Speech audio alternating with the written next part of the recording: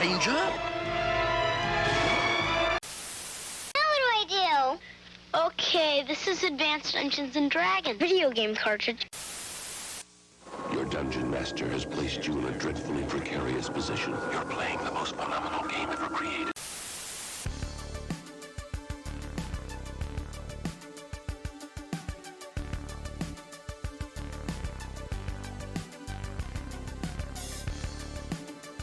Salutations, my friends, and yours. Greetings to all of you. I hope that your Wednesday is going awesome. Welcome to the Investigation Check podcast, A225 podcast. This is the first time in Investigation Check history that we have the whole crew here on the Investigation Check. What's up? Below me, we've got Chris, who has been here many, many times. Chris, how's your day going, dude? Today's pretty good. Today is a good day. That's it is good. Indeed a great day. Especially now that we've got Mike here as well over there. Over to your Brady Bunch. Above your other shoulder, and then over Other to shoulder. my right is the one, the only, newest addition to the team, Mr. Dungeon Mike. Dude, how are you doing? I'm doing great, man. Family was under the weather for a little bit there, but we're all feeling groovy now, feeling good, healthy and recovered. Excited to finally get onto the check and have some great D&D based conversation. Oh, absolutely, and that we will. And the other thing, we're in the new studio. We're in the new Nerd Cave here. We got the LED set up, got the decorations all set up.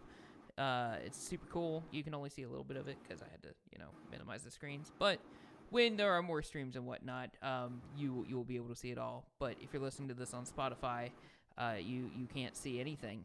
Watch the road, check your blind spots, look out for objects in the middle of the road, please, and look at your gas. Yes. Make sure you're not running out of gas. Yeah, don't do that. That'd be real bad. It would be super bad. It's like super bad. And Garrett's Nerd Cave looks so good. I feel like I am slacking so hard. I just have this lovely empty canvas behind me. But so much possibility on an empty canvas, you see. It's like a slab of marble ready for David. Oh yeah, but I'm excited that Mike is here. I'm also excited Mike is here. Where do I'm so excited that Mike is here? Because I can finally do this. Hey Mike. Well, guess what day it is? It is Hump Day, so that's nice. Hump Day. What a reference! Spicy meatball of a meme. Did you crack yourself up? I cracked myself up because it was just there. I could tell that Mike was already annoyed as soon as I started going into that. He was like, "Oh God, I know what he's doing." You don't understand the number of Teams messages at work that I get with those exact verbiage. Like, I can't even tell you. And it's gotten to the point where people are like, "Do you go by Mike or Michael?" And I was like, "It's Michael now. No more Mike." I prefer Mike, but I would also prefer to avoid those Teams messages throughout the entire 8 hours of my Wednesday. But on Wednesdays we call him Mike. Yeah, no joke. Well, let's get to know you a little bit more. They're Dungeon Mike. Let the audience get to know a little bit about you. I want to know what are some of your favorite things in general about Dungeons and Dragons. Anything. What's your favorite stuffs? Yeah, I've been playing D&D since, 1998 maybe. That might have been the first time I played, so it's been a hot minute. And I growing up, I always loved to read. Obviously, where most of us get started, just picking up the good old Hobbit, or the 1978 animated version, which was a masterpiece. And I would just read this book and just get caught up in this world in my mind that I built, and how epic some of these adventures would be and things like that. And I remember going to see a movie sometime in high school and being disappointed that the movie wasn't as good as I thought it should be based on the book. And my mom, she said, oh, if that's ever the case, it just means that you had a better imagination than the producer and the director for the movie. And I was like, that's a good point, I guess. And kind of from there, leaning back into D&D, I look at it as this opportunity to basically take your ideas and make this imagination movie of this epic adventure or comedy or really whatever you want to make it for you and your table and having a great time. And that's one of the best things about D&D, in my opinion, is there's not a right or wrong way to play it. There's definitely material that Wizards has released to help guide you in a certain direction if that's what you want to do. But you could make a romantic comedy from a D&D table, and that's wholly possible. And I'm sure people have an amazing time doing it. And so to be able to sit around the table with, just a bunch of dice, some of which having up to 20 sides, to decide these adventures, I just think is a really cool experience, and being able to use your imagination to do the whole thing. I love that. And my follow-up question there is, was the terrible movie Aragon? I think it was no, because that wasn't out when I was in high school. It was one of the Harry Hmm. Potters. Also not. No, it was it. I actually think it was when the Return of the King was released, Lord of the Rings: Return of the King, and they Oh, released the extended edition. And I thought for sure in the extended edition we were gonna see where Gandalf fought like the manifested form of Sauron, and that didn't happen. And I was like, that would have been a really cool sequence to see like this incredibly powerful Dark Lord who's, mostly like an Eldritch Knight basically, and this level 20 wizard, and he was gonna just destroy the spider because wizards are way stronger than fighters could ever dream to be in the entire world of 5e. What so shade? we'll get to that comment in a bit, but It's a nice I segue. I couldn't I resist. we'll pause that segue. But I saw this meme on the internets, the Facebooks lately, and it was somebody that was positing their assertion that Gandalf is not a wizard but a sorcerer. Thoughts? Um, I could definitely see how like uh well, if you read like all of Tolkien's works, he's probably closer to like a warlock because they all kind of all the wizards and those magic users, they have like that kind of source of power from I can't remember that ancient thing's name, but whatever. And they're put there for a purpose, right? If I had to choose between wizard or sorcerer, um, I still lean more heavily on wizard because I mean you see him go to these libraries and pull out these tomes, and he's doing this research, and he's forgetting things that he once remembered. Oh, I used to know this and that. And that whole education aspect is what separates, excuse me, the wizard from the sorcerer. Where the He's a sorcerer or big nerd. yeah, sorcerer or the sorceress, they got it from their mama. They were born like that, They got the gift of gab, and that's all they needed. Whereas the wizards, they needed to study. They needed to be book smart. They needed to, you know, forge their craft in these libraries for years at a time. And it's super annoying if you ever actually play a wizard, because it's one of the classes that you don't realize up front. I need a lot of gold to expand my spell book, like a lot. And um, and for I think that for that reason, I think Gandalf for sure is more wizardry to me. Okay, interesting. See, because I don't think he's a wizard. I agree with that. I think he starts out as a sorcerer. Yeah, he does some research, but he's not like learning magic. He's learning things about the world. Like looking up the way that the ring transferred from what's his face, the seal door, all the way through, and where this or that was. Things about the world, not necessarily like spells, but that's getting into the details. But more so because he's always trying to convince people of doing stuff. Hey, you need to go do this thing. Hey, you should go over there to these mountains and get this thing with these dwarves. Or hey, you should do this, you king, because I said so. and that's a charisma caster right there. But I think he multi-classes into warlock when he fights the Balrog, because he definitely made a pact with the Fathomless. Some good old Because how because Eldritch of how Smite far he action. fell. Because of how far he fell, it was so fathomless. Into the water, yeah. He fell. He fell. I got it. Someone please laugh. Please clap. I'm funny.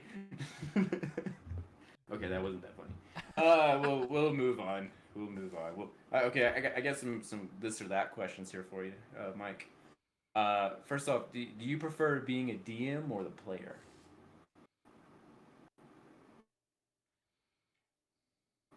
Ooh. It's a tough one, you know. I think that when I'm DMing content that I write and I'm really excited for it and I want to see like the players' reactions based on things that like I created, there's nothing that tops that feeling of being a DM for your own content and seeing this incredible reaction. Um, but outside of that, like if we're running like Board of the Dragon Queen or something like that, or a pre-made adventure, being a player is really fun too. Um, so I guess like both, you know, I wish that I could say like I'm 100% one way or the other, but I really enjoy both. Yeah, I hear you. They're both a lot of fun.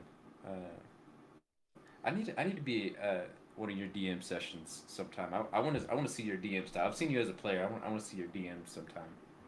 It's a lot of improv. That's good. I like improv. Improv is best. Uh, Next question, and this one right here, I feel like might be a good question for you because you've been playing D&D for so long, like myself. Um, do you prefer digital or paper? If you have all the resources, in person's always my favorite. Um, Digital's really awesome because, you know, the community that I play with the most now, I met through, you know, Discord and Instagram. Um, so like that holds a larger portion of my exposure now. But in person, it's super awkward to role play in person, but it's Mm. also really funny. Uh, but in person, 99 times out of 100. Okay. Yeah, absolutely. Well, let's take it a step further. So, in person or digital, um, do you want digital or like paper, like character sheets, the books? Like, are you a D&D Beyond kind of guy, or do you got the character sheets? You got the hero's journey, a journal by 225 Games. Um, Nice little plug there. GPU for I that. appreciate that. That shout out, that merch endorsement. It's 25 cents every time I mention that book. Oh yeah. Mm. So, obviously, I don't know if you can, it's kind of cut out of the image, but right here behind me, I have like a bunch of D&D source material. Here, Mike, I Um, got you. Don't worry. Everybody go, ooh, ah. Ooh. Ah. Yeah, there you go. Okay. Now we got you. yeah, right back over there with that giant mess on my bed. The kind of reorganizing this room. Bear with me, folks. Um, so I have like a lot of that stuff. I still own like paper character sheets because when I DM, you know, you never know. But D&D Beyond, what they've done with like the character sheets and just simplifying everything, and kind of putting it all in one spot, you can't beat, you know, the ease of doing those things. Um, I mean, you said you've been playing for a long time too. With classes, especially spellcasting classes, maintaining a paper character sheet was terrible. And even if like you're going on this even through like level 13, um, the amount of times you erase and write, you know, spell slots, preparing different spells, etc. Like it doesn't fully erase. You've got these smudges all over your paper. It's rough. So for me, D&D Beyond definitely is the way to go. I too have gotten lazy and started using more of the D&D Beyond situation, but I love the feel of the paper character sheet. So in my bigger campaigns, I use the paper sheet like from the Hero's Journey. Actually, I do use that for like trouble and whatnot. But for if like we're doing like a quick thing, I'll just put it in D&D Beyond or whatnot. Um, but just the feel of the paper. And now, so my family, we got smart about having to race all the time. And what we did is we put our character sheets in little slick. They're like transparent. Page protectors. Yes, I forget what they're called. Yeah, You use we like called dry it. erase markers. Yes, we got the little vis-a-vis markers, and we just put that bad boy all over there. For all of the things, you just mark all up on those things, and then just wipe it later. That was the best. We stole that from Starfleet Battles, another super nerd game. Yay!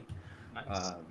I Um, definitely like the paper feel of like being able to touch it. So like when I'm at my computer and I'm writing my adventure that I'm still working on, I'll have like player's handbook, dungeon master's guide, whatever other source material I might need. I've been using a lot of the Wild Beyond the Witchlight stuff to get ideas of like how the Feywild should operate and things like that. I'll have those just put out all over my desk here so I can flip through them. So I'm with you there when it comes to like reading. I hate reading on the Kindle. I hate it. yeah. Same. It's the worst. I need to hold it in my hands. I think the great thing about D&D Beyond is it's almost like the perfect hybrid that I wish World of Warcraft was. Because back in the heyday of WoW, back in 2004, Vanilla WoW, it was a world of exploration, and the game did not lend itself to ease, like, at all. And then as time goes on, and there's, like, UI developments and whatever, and we get to 2022, it's like the game plays itself, and the sense of exploration is gone, and the sense of adventure is gone, because it's so easy, especially with, like, YouTube and stuff. But D&D Beyond, like, you still get, like, that vanilla WoW experience, but yet with the ease of like all of the modern advancements, because D&D is a complicated game and there is a lot to keep up with, which is why we need an app, because our brains don't fire all the time the way they should all the time, and you have a little handy computer that can do it for you and help you out. So there's my hot take on D&D Beyond. It's a perfect fusion of ease meets adventure. I do like that. I like that a lot. Although doing the manual sheet like on paper, it made me learn um, a lot of things more better. Well, that's true. Like when to add your modifiers and your proficiency bonuses and dealing with expertise, like making all those calculations. It made me a lot more knowledgeable, so I could just put that stuff in on the fly. Um, so sometimes when we're at the table and they're like, "What's your spell save DC?" and I was like, "Well, he's got a 16 spellcasting modifier, so he's gonna add +3 plus his proficiency bonus, which is 3 because of his level, +8 because it starts off with 8 plus this plus that, so it's gonna be this." And I'm doing that in my mind. I'm like, "Don't answer, don't answer, don't be Hermione Granger." Do I you like think D&D oh, sorry, Beyond. You Mike, just go ahead. Yeah, so on D&D Beyond though, you just tap the spell and it says, character must make a wisdom saving throw, and it tells you in parentheses DC 21. Like, okay, yeah, that's what it's gonna be. Do you That's think that D&D today, I mean, we are in the golden age of TTRPGs, right? And here's my hot take, my thesis statement here. Do you think that it would be as golden agey, if that's a word, if it were not for like apps like D&D Beyond and kind of self-maintaining apps like that that'll do all the hard stuff for you? Absolutely not. Yeah, I don't I think agree. I don't think it'd be anywhere near. So, Mike, if you remember having to calculate THACO scores and stuff like that, once It, you got it mhm. or you used a chart for it, it was fine.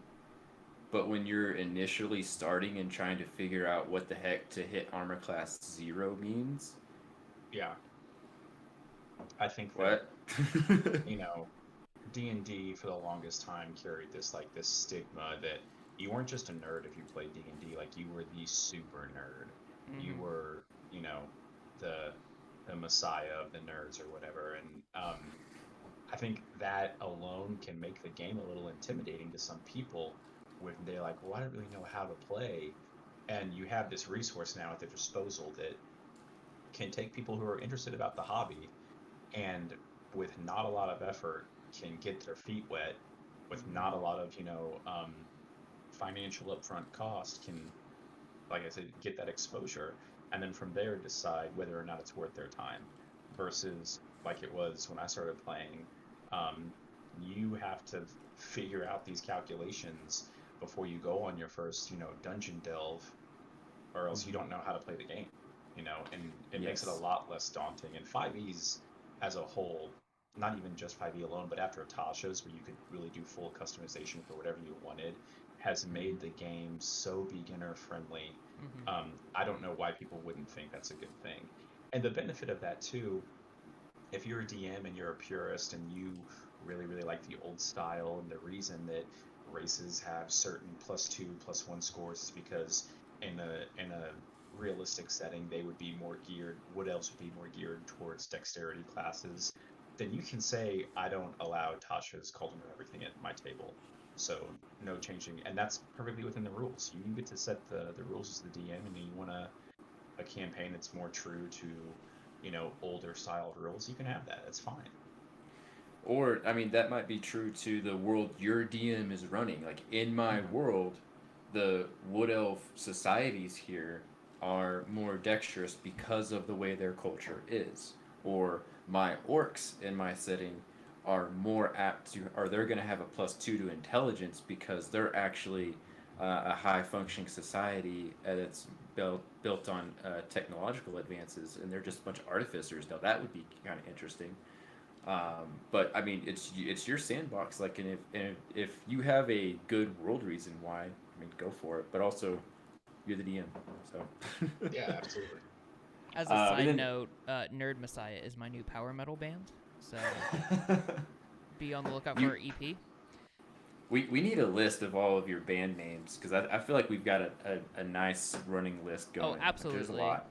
100%. Are you the Chris Pratt of these band names, that you were Mouse Rat, and then you were Scarecrow Boat, and then you were Rat Mouse, but they hated Rat Mouse? 100%. And all we do is name the band and never play anything. And by name the band, I mean just myself. And that's just who we are. I want to play a bard that does that. I want to play a bard who doesn't actually play music, but he's just like wants to market a band. He's a promoter. And sell merch. He's a club promoter, and he can get your friends in for a discount. Tavern promoter. Let's go. That's it. That's it. That's the bard archetype we needed. Not the one we deserve, but the one that we need. The one that we needed. New subclass, bard. He's a manager. I got merch. That's good stuff. Michael, last one here for you, and this one here's your good segue. You know, toss up. Magic or martial classes, builds, subclasses.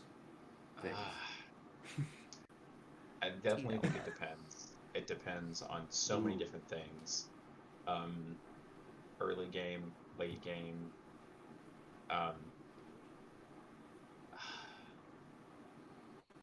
The class that I play the most in my entire time of playing has always been a barbarian. Ooh, interesting.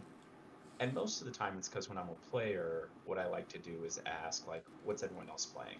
How can I round out the comp of the party, right? And not a lot of people like to play tanks or things like that, so I was like, I'll do a barbarian, because they're fun. But I'm going to say spellcasting. If I could do a hybrid, like a cleric, who still has like level 9 spells, you know, they're a lot of fun.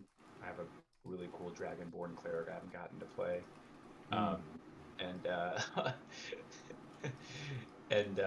Yeah, that's I'm gonna say spellcasters all the way. Okay. Wizards rule, fighters drool. Sure.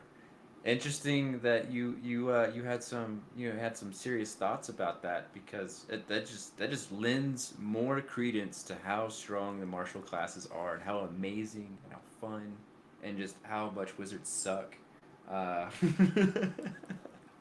which rolls us right into our next little topic of conversation here. I don't know if y'all have been seeing on Instagram or maybe little hints that we've had a couple of sessions here lately, but we've had some questions about who wins in a one-on-one fight, a level 20 fighter versus a level 20 wizard. And Mike, I'm gonna let you open the floor up on this. Yeah. So I mean, this got posed as a question to Garrett brought this up in our little 225 games chat that we have, and immediately I was like, it's the wizard, hands down. And at the exact same time, Chris was like, it's the fighter, hands down. So it was perfect. No one had to like choose the other, be like, I'm gonna play the fighter, or vice versa. Um, and I honestly, I hold to that, and now, obviously, if it was just one-on-one combat, level 20, a lot's gonna come down to initiative order, who gets the higher initiative, who gets to actually go first. But I just think that at that final level, we're talking level 9 spells, um, the wizard would just outlast the fighter. And there's plenty of tricks up the wizard's sleeve, especially if we're talking like, forget like magic items, but if the wizard had like an endless spell book and he could prepare any spell, he or she could prepare any spell that they wanted. Uh, yeah, I feel like the only way the fighter wins is gets to go first on initiative, gets to get in close to the wizard, and 4 attacks, action surge, 4 more attacks, like that's brutal for anyone to take, let alone one of the weakest HP classes. But I think The weakest, you just leave it there. The weakest class.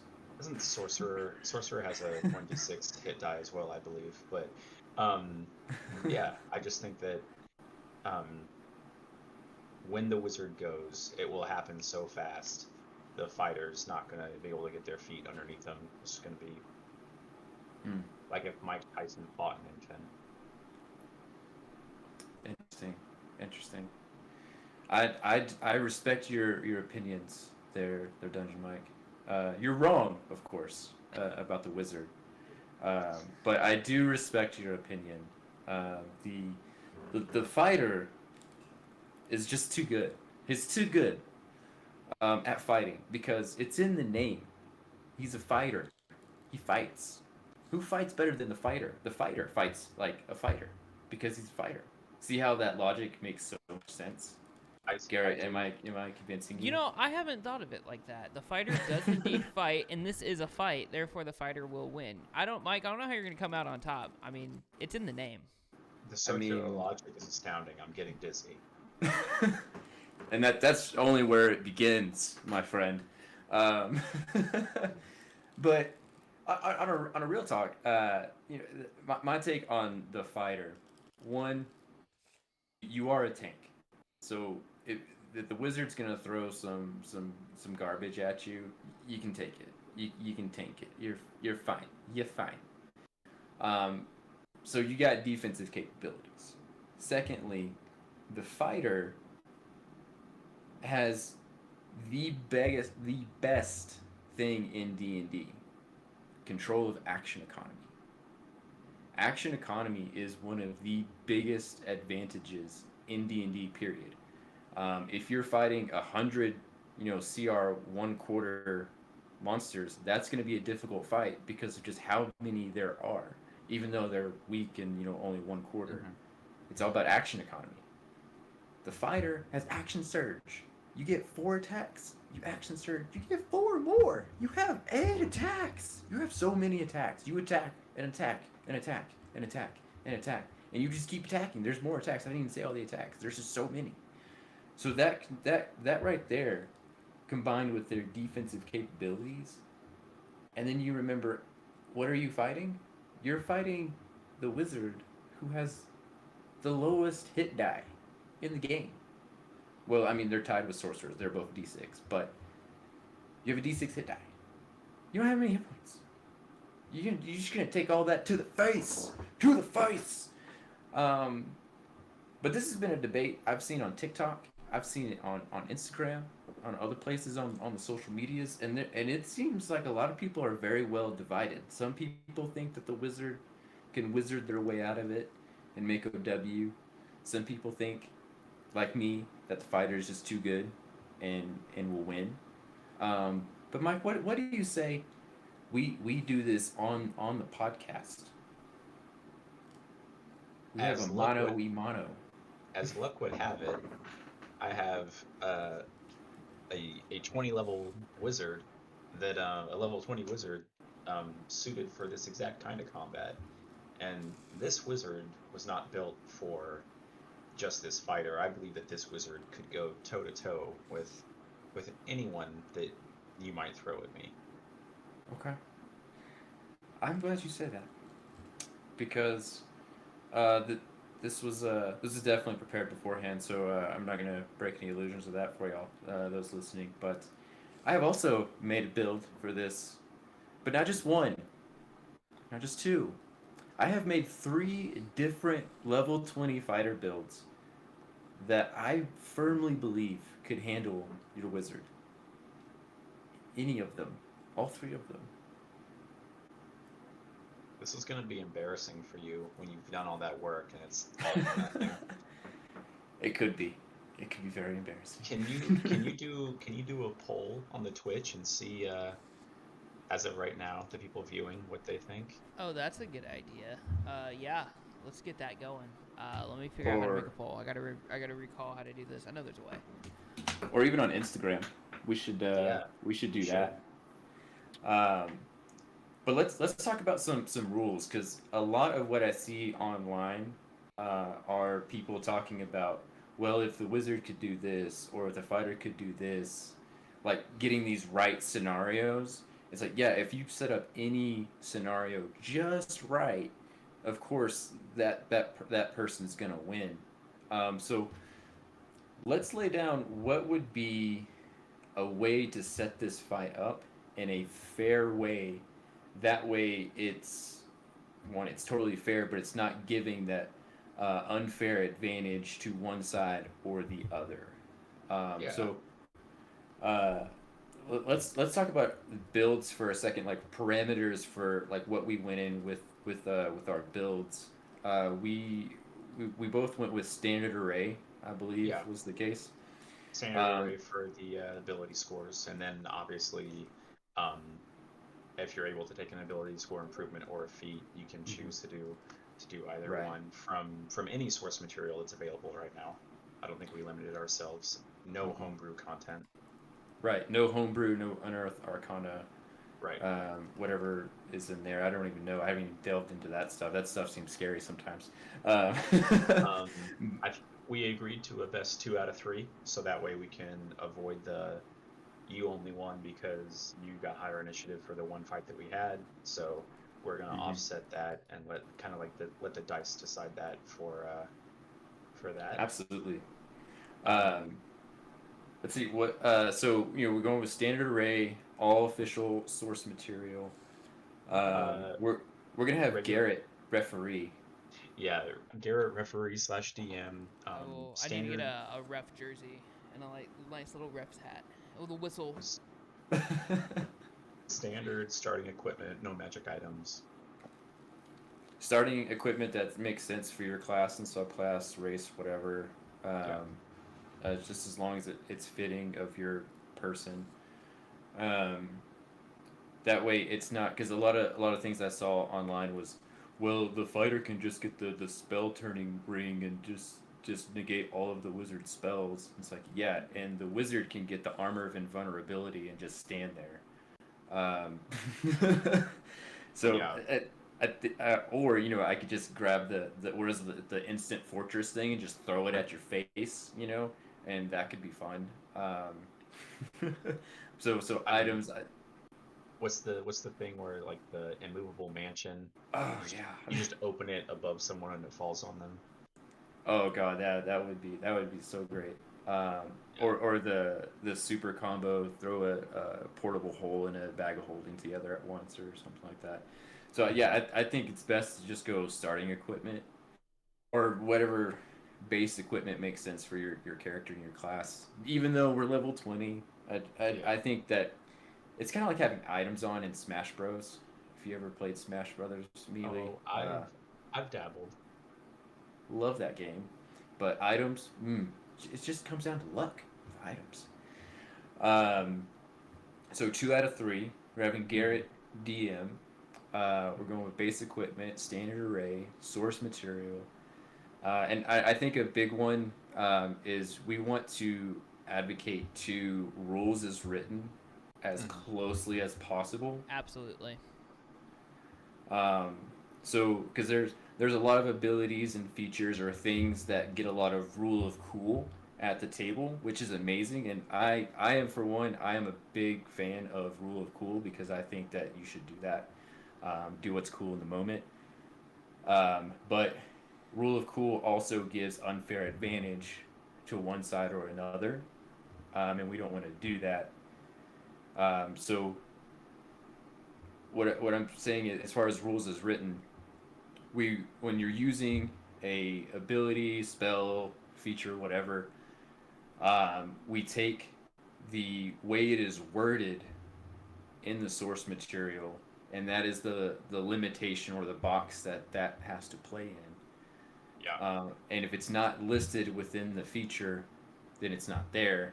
If it is there, obviously it's there, kind of thing. Not rules as intended, because intention, then it kind of gets all over the place. And it's like, what Jeremy Crawford tweets should we pay attention to, and which one should we not? um, and we agree that Garrett takes the final interpretation on what are rules as written, um, and not necessarily what he'd like for them to be or what we would like for them to be. Yeah.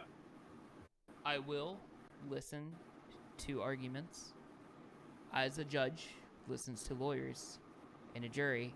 I will listen. If you do not like the way I rolled, if you provide me an argument as to why you think it should be rolled a certain way, judging based on what the rules say, I'll allow that. And um, I think the other bit of it too is we also want to prevent a lot of metagaming. Um, it can lend to a strategic advantage or disadvantage on one side or the other, and this is the reason why Mike and I are not talking about what subclasses or things that we're picking right now, even though we have these glorious builds ready to go. It's Uh, incredible.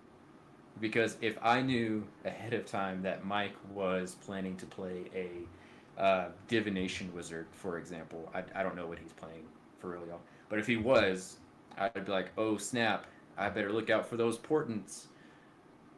Don't know how to do it about it, but I better look out for them. Better watch out.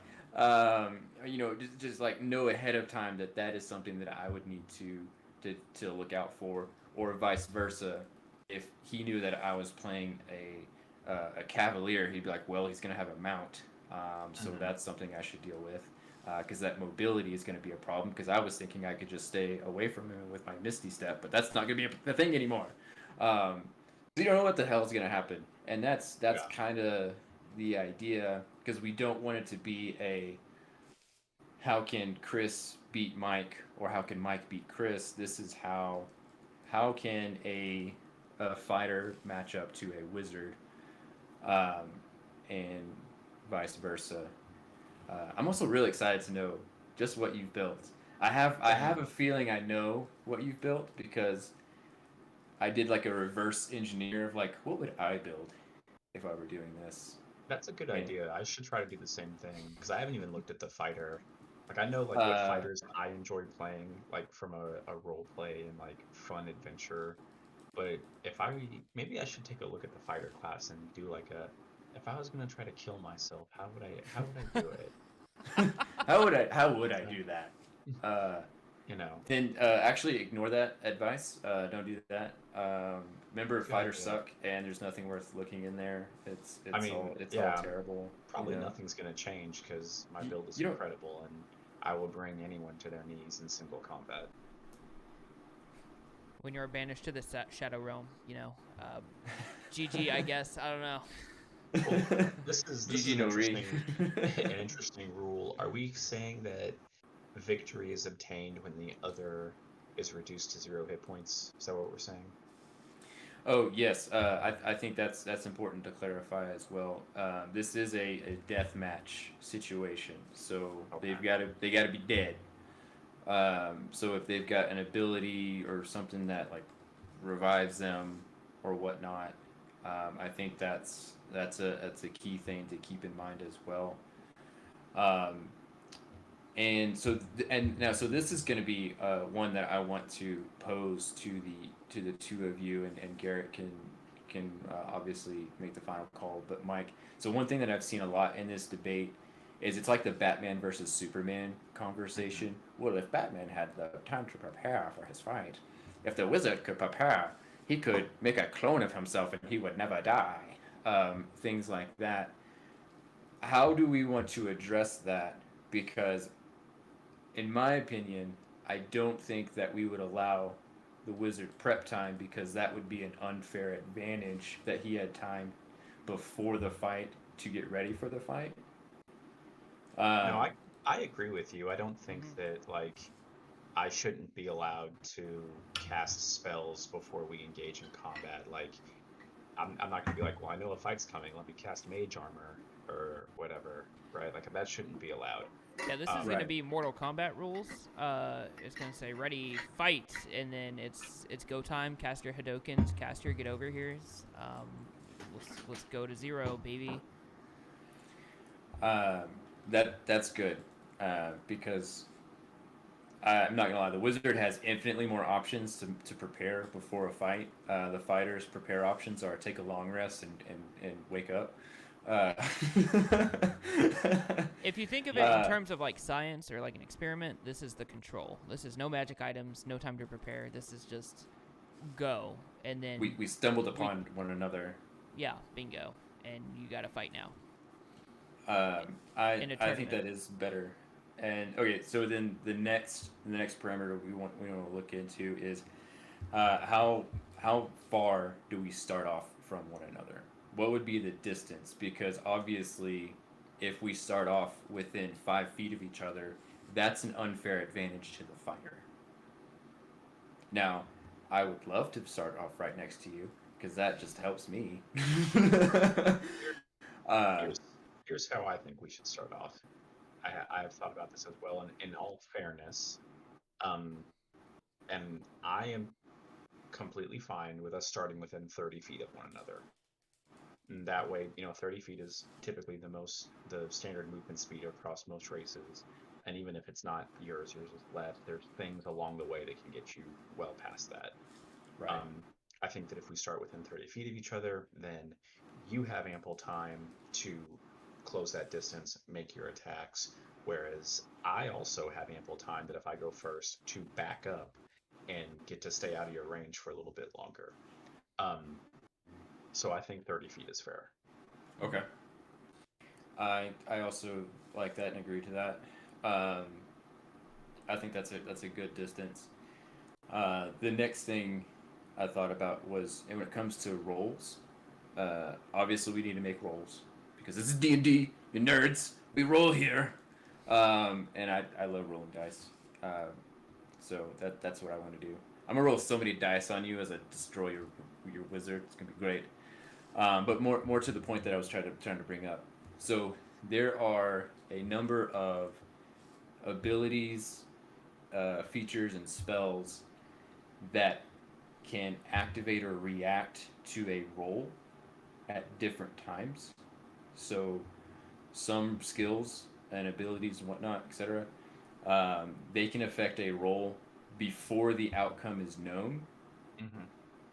Some trigger on a success or a failure of a roll, and some of them are just whenever you want.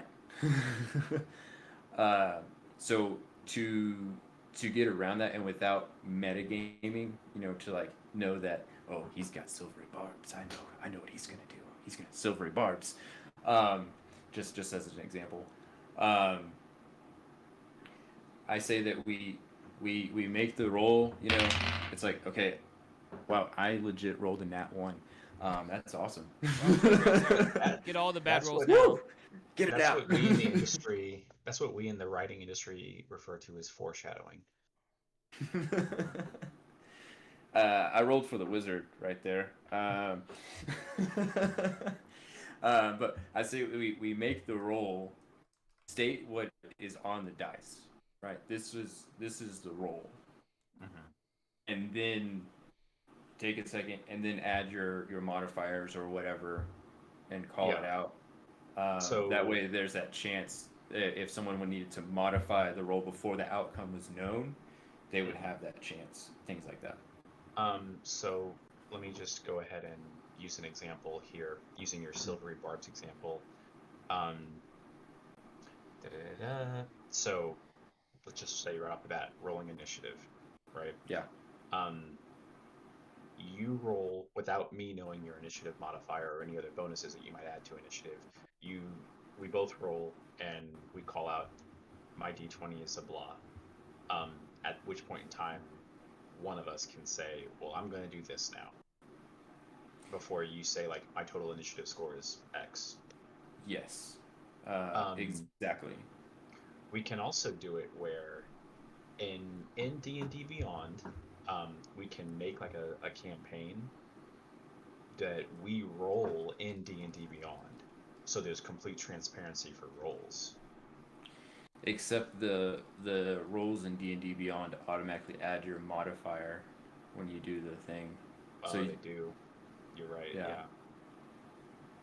I'm also biased against the digital roller. I think that the digital dice suck. I always question if they're actually truly random or not. I don't think they are. I don't feel like they are. I play It's like around a with a slot bunch. machine. I'm like, slot machines are the worst. I hate slot machines. Bingo. And honestly, I trust your rolls. You seem like a trustworthy guy, Mike. I've met you. We've talked. Thank you. And Thank you. and I would assume that you're not gonna try and win based off of a lie, because then it would eat you up inside that the fighter really was better, and I would have a personal victory even though I wouldn't know it, but I would still have won. Let me just tell you right now. I would have no such. It wouldn't eat me up inside, but I'm not gonna lie. I need you to know that I beat you. As would we eat stand me up right inside. now on the Twitch poll, 100% of votes are indeed for the wizard. As they should. No, So, Chris, curses. you gotta avenge the fighters there, buddy. You gotta prove them all wrong. To everybody listening right now, I posit you this: the coolest characters in any fiction are all fighters. Bet. So just so you know that, all the coolest are fighters. Did you know that throughout all of Harry Potter, they were all wizards? I said all the coolest, and I stand by that. Who was the coolest one from Harry Potter? Exactly. Harry Potter fan, but none of them were cool. Because they're all a bunch of nerds. Because they're wizards. Wizard, you bunch of nerds. You fell right into that one. I thought wizards were smart. Is Harry Potter a sorcerer? The eye roll. No, I feel they're like Harry actually Potter is a wizards. sorcerer. They're wizards. They have to actually go to wizards. school and learn the Yeah, spells. but he can speak parcel tongue and do all this stuff before he goes to school. He made the glass disappear at the snake in the zoo, and that's some not- magic. No, that's a racial trait. That's not a class trait. Yeah. So what's his race? Human? Because the Dursleys can't do Variant that. human. He's a No, UNT. In that He's in a that snake. world. So in the Harry Potter world, if we wanted to break it down from like a D&D perspective, Muggles would be their own race, right? And then you have like these magic inclined individuals that would be other races. And when you're magically inclined, like Harry Potter is, basically when you're born, you know, whatever deity rolls a d20 and, oh, look, you have this other ability. Um, which is why he can speak parcel tongues. Sometimes you don't get any special abilities. Sometimes you can turn into a stag. Sometimes, you know, there's all these different things that occur. I buy that If you're argument. in, That's fair. yeah, and I feel like that's how humans are broke down. It's like, okay, in that world, Harry Potter's a variant human, and the feat that he has is he can talk to snakes. I feel like that's something that you could Okay. also learn because in book 7, Ron and opens the Chamber of Secrets and gets the basilisk fangs. No, So for sure. I feel like parcel tongue is something you could learn. So it's definitely a wizard thing. If we wanted to really break it down, get all analytical, I definitely agree. But that's right. I stand by it. None of them are cool in Harry Potter. I love Harry Potter. I'm not a Harry Potter hater. I just want that to go on the record. But none of them are cool. None of them have the cool factor. Bet. I agree. I'm not a big fan of Harry Potter though, personally. So. One of who is cool? Aragorn. You know who else is cool? Legolas. He's a fighter. Let me talk about Aragorn for a second, because they literally call him Ranger. So yeah, he's one of them Rangers, word for word. That's what they say. Now I'll give you that he multi-classes into fighter as he becomes like the King of Gondor, but he's a Ranger. The only cool things he does are from the fighter class. So just saying, he had a multi-class to be cool. The ranger was just for his edginess, but his coolness came from being a fighter. I stand I'll by tell you, that. I'll make a deal with you. After this showdown, when I wipe the floor with you, I'll make a level 20 ranger that will do the same thing. Interesting. Okay. All right. I hear you there.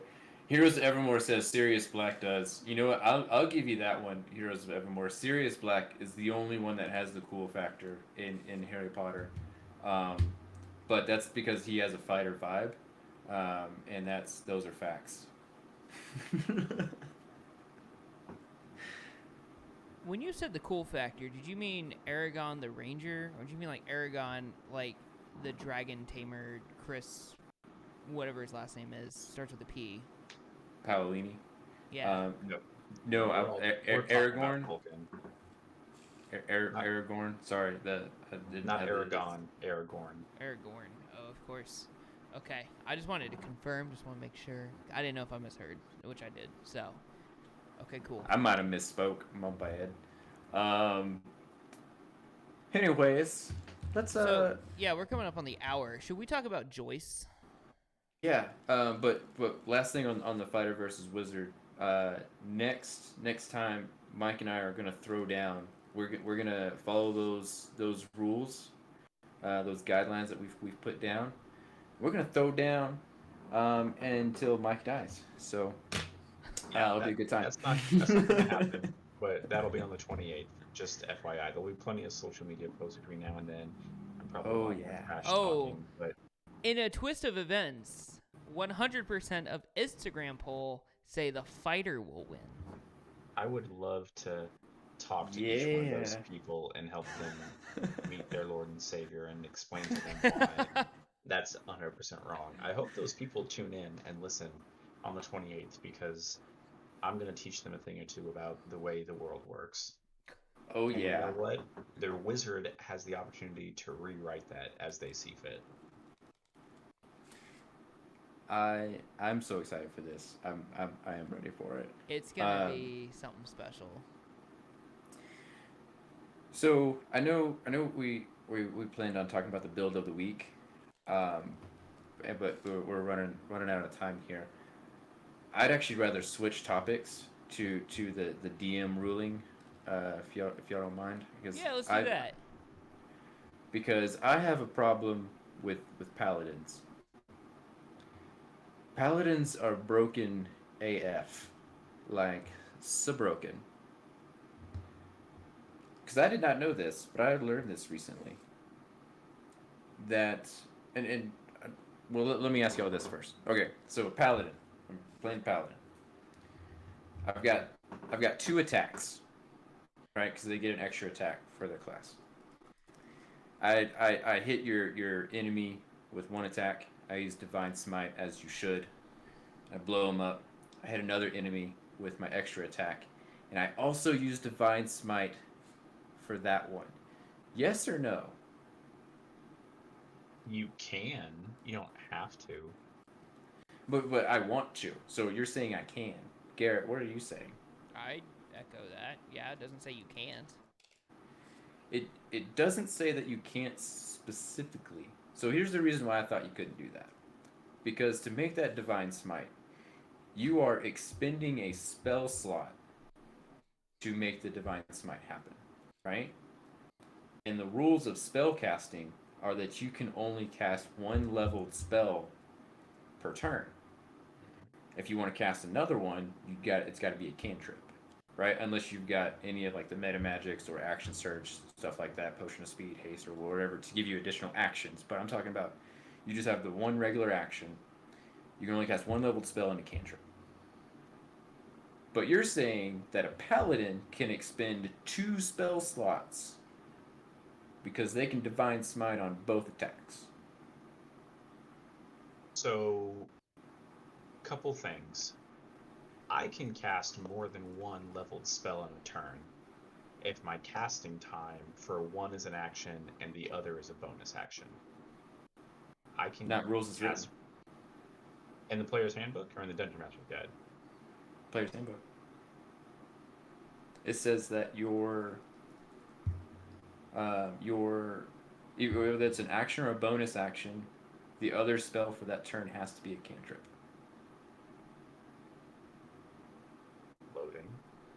Loading. As I pull up these things. Asher, you're right. It's an investigation check. That was the old school theme. I gotta Garrett bring smile that back a as little a button, as like a when we investigate, just hit the button and it plays the thing.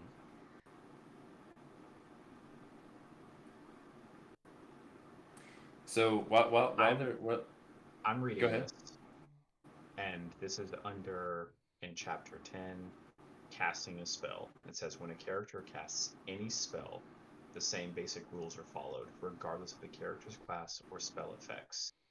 Each spell description in chapter 11 begins with a block of information, including the spell's name, level, school of magic, casting time, range, components, etc. Casting time. And all it does is explain to you bonus action, reaction, ritual casting, range, duration effects. I don't see it in here where it says you can only cast 1 leveled spell per turn in chapter 10 of the player's handbook. Where was it? I found it in the thing before. But Garrett, have you heard of this rule before? I have never heard this until you just said this right now. But other people have had the same thought.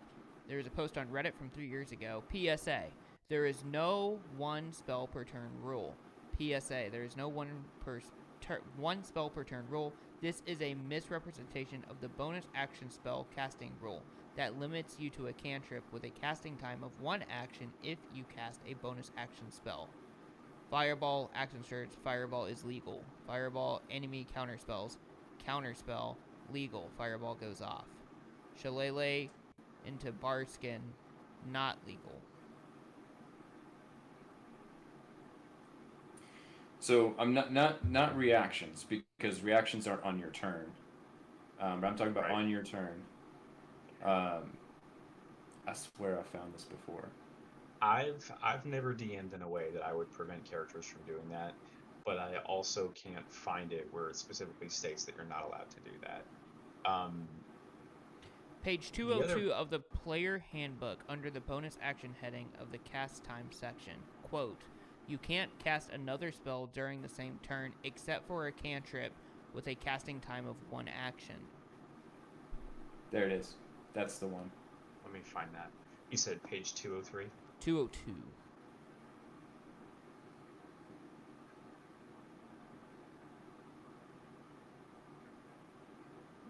There is no one spell per round, quote unquote, rule. You can cast Greater Invisibility, Action Surge to cast Fireball, and jump off a cliff to cast Featherfall, all on the same turn, no problem.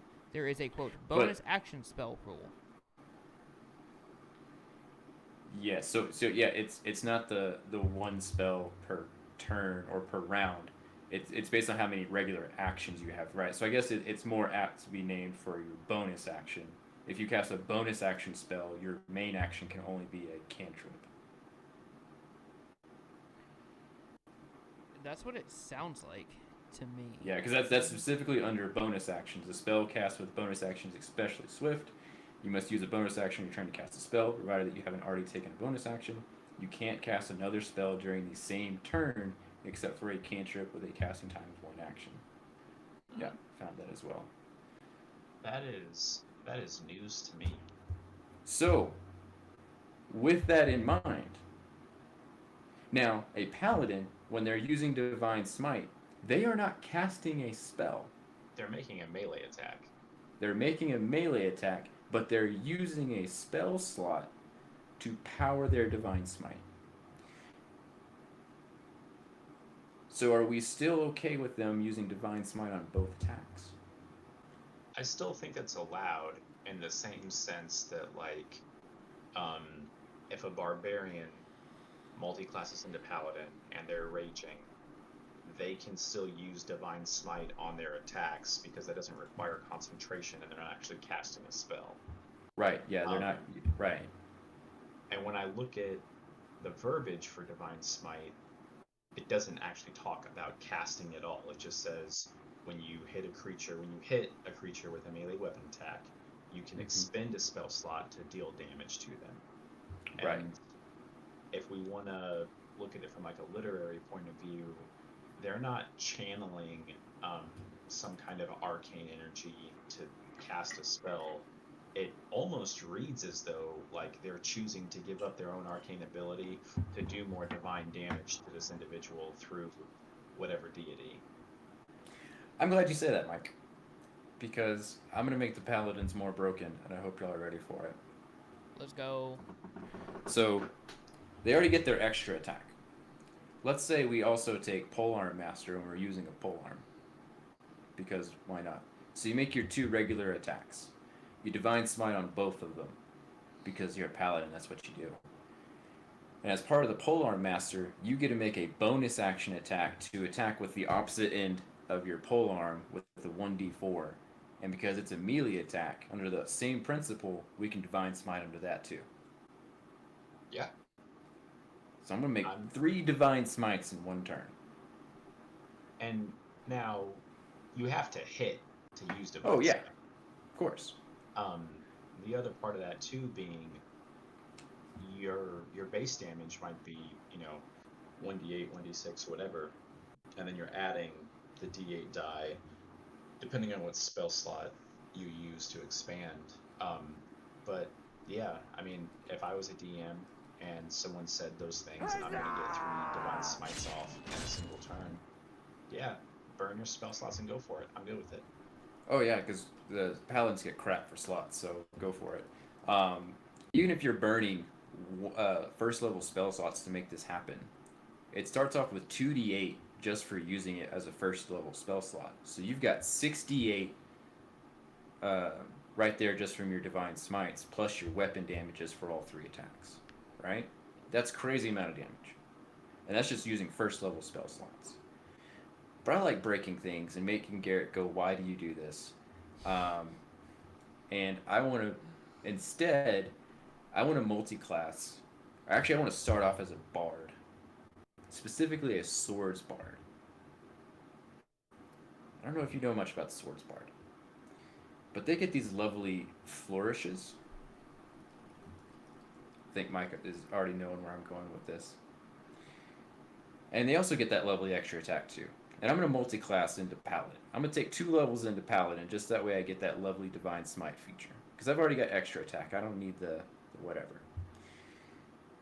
So with one of these flourishes, I can use the Slashing Flourish to deal that weapon damage, my Bardic Inspiration die damage, as weapon damage to an additional creature of my choice. And that's a weapon attack, is it not? Yeah. I would So I can Divine Smite that hoe too. You may indeed Divine Smite that hoe as well. So now I've got 4 Divine Smites because I've got my 2 attacks, I've got my bonus action attack, and I've got this slashing flourish that's also going to add another d8, and then my Divine Smites on top of all of that. Do you have enough spell slots for all these Divine Smites, though? I'm glad you asked that because as a bard, I'm a full spellcaster, and I get all the spell slots. So you can use the spell slots for Divine Smite. I can burn them spell slots like nobody's business. And Garrett, Takes now you Bard know what. for the spell slots, doesn't use any Bard spells. Yep. You, And now you know what Pooh is. He's a let's bard. go. He's a... Wow. Well, how charismatic. Yeah, those this is our in-person game. Those roles where it was just like, how did Pooh convince them to do this? I was using magic, and I was just telling Dylan that's what I was doing. I cast So- suggestion. Here's the even more broken version of that. Still, rather than starting off as a bard, you start off as, and I'm gonna kick myself because you're just gonna gloat. You start off as a fighter. As a what? As a what? A fighter. And Oh, you man, that level sounds so good. you level the fighter to level 15, so that you crit on everything between 18 to 20. Oh god. You multi-class into Mm. 2 levels of paladin and 2 levels of barbarian, and then you get 3 attacks per turn Mm-hmm. that you can take at advantage, and for everyone that you crit somewhere between 18 and 20, you can pump a Divine Smite in there and double that die as well. Yes, absolutely, and I love that. The only drawback to that is you don't get many spell slots because you're only level 2 paladin, That's why you save them for when you crit. which you're gonna crit a lot. Because I mean, that build alone is great by itself without the paladin because he's a fighter, and then you throw in barbarian on top of that, and it's even more tasty. Ooh, that's delicious. I had in my notes, take some levels in bard. You would go to maybe 10 levels of bard with a sword bard, get 2 levels of paladin, and then take 2 levels of fighter. That way you could action surge. So that way you can make all these ridiculous attacks with all them spell slots and just do it all the time. That's a pretty good one too. Some way to try to add advantage to your attacks, because the biggest thing about the Divine Smite is you have to hit. Yep. And when you're later in game, and things have an AC of 29, you need to make sure that you're actually hitting those attacks. That's true. That is where it gets a little more challenging. But yeah, paladins broken, and that'd be crazy. What a build. We're very proud of you, Chris. Bravo. You broke the game. I did that on accident. Yay, Chris. To be honest, I really did do it on accident because I was playing Pooh as a bard. This is Winnie the Pooh, by the way. This is my character. I was playing him as a bard, and then our DM was just like, "I need y'all to take 2 levels because we're gonna get into some bigger stuff." And I was like, "Okay, what can I do that would be fun and interesting?" I was like, "Paladin would be fun." And then as I started looking at how well a charisma caster blends with a paladin, it is so stupid. Like sorcerer in paladin is ridiculous too. But oh my god, it's so disgusting. It's so broken. Especially because you can use your sorcery points to get your spell slots back. Absolutely.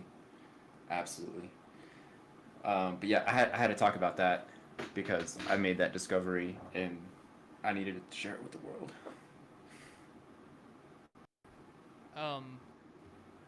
Still 100% of votes are for fighter, by the way, not to deviate from the topic, but just to reinform you. Fighter, 100% for fighter on Instagram, 100% for fighter, or for Wizard on Twitch.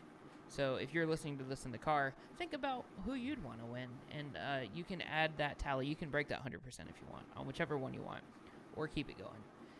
I'm not your real dad. I can't tell you what to do. You can do whatever you want. Asher told me to stop making broken builds. I'm sorry. Yes. He wants to do a one-shot where you're on trial, and he is the prosecutor on your broken character. Which broken character can I be? Asher, you'll have to let me know. That'll be a good time. But we are. I'll let you pilot 2 characters. You can pick your 2 broken characters, and they're both on trial to the GIF and Pooh together, or the GIF, whichever one. Oh my gosh, that was a good time. The GIF was just a druid. I just need y'all to know that. Druids are broken too. But yeah. Anyway, we are up at that hour, or we're all over that hour now. Yeah. I'm sorry. But I had to share that. We had fun. We had a great time. We set the rules for Mortal Kombat next week, and we talked about some broken builds. 2 weeks. 2 weeks, excuse me, 2 weeks. And we got to meet Mike for the first time on stream. So welcome again, Mike, to the check, the investigation check. Definitely a pleasure. Let's see, can I play it? There we go. I played it. None of you heard it, but if you play it back, it'll be there. So that's for you. Love that. So with that being said, Chris, you want to take us out? Yes, I will definitely take us out. Thank you everybody for listening in. Hope to see y'all next week. But until then, may the road rise to meet you. May all your wizards die and your fighters win. And may all your rolls be 20s. May your DMs be gentle. And until next time, friends. What good, wholesome endings. I love it. That's what we're here for, friends. We're going to go give Tabletop Misfits some love at the end of this. So, we're going 10 seconds. I'm going to play us out with the video and what Chris said. Take care, and you're all the best. And thanks for the follow, 20-sided Jess. You're awesome. Peace out. Fear not, Ranger. Now what do I do? Okay, this is Advanced Dungeons and Dragons video game cartridge. Your dungeon master has placed you in a dreadfully precarious position. You're playing the most phenomenal game ever created.